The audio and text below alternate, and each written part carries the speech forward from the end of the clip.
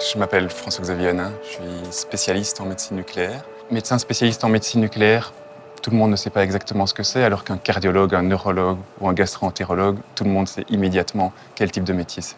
C'est un métier qui est peut-être un peu moins connu, mais qui pour moi est vraiment passionnant parce qu'il s'intéresse à des patients qui ont le cancer. Tous les patients qui sont suivis en oncologie, qui ont un cancer, vont devoir faire un examen ici en médecine nucléaire. La médecine nucléaire est une spécialité qui a deux grandes parties.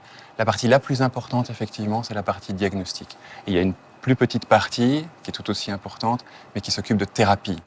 Le principe général d'un examen, qui est le même pour tous les examens, c'est en fait d'administrer à un patient un produit auquel on aura greffé une petite molécule qui est radioactive.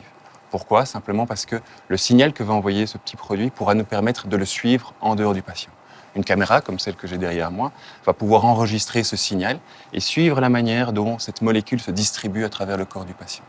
Toutes les procédures que nous faisons en médecine nucléaire dépendent de l'utilisation de radioisotopes. Un radioisotope, c'est quoi ? C'est simplement un atome qui est un petit peu instable. Instable, ça veut dire que l'équilibre entre les protons et les neutrons n'est pas tout à fait juste. Et l'excès d'énergie qui se trouve dans cet atome, eh bien, il va s'en débarrasser en émettant une particule ou un photon. Et grâce à cette propriété de cet isotope, on va pouvoir l'utiliser pour récupérer le signal qu'il va émettre, pour pouvoir suivre une molécule qu'on a administrée au patient. Le médecin va voir en fait la manière dont le produit se distribue à l'intérieur du patient. Donc si on a injecté un produit pour le squelette, il va voir se dessiner uniquement le squelette. Si on injecte un produit pour le foie, il va voir se dessiner uniquement le foie. Et ainsi de suite en fonction de l'examen qu'on a choisi. Pour le diagnostic, on utilise des isotopes qui ont une émission qui est très légère, très peu irradiante, alors que pour les procédures thérapeutiques, on a besoin de radioisotopes qui vont pouvoir détruire les cellules cancéreuses. On a donc besoin d'isotopes qui sont un petit peu plus agressifs. Quand on administre une dose de radioactivité, aussi légère soit-elle, c'est une dose en soi.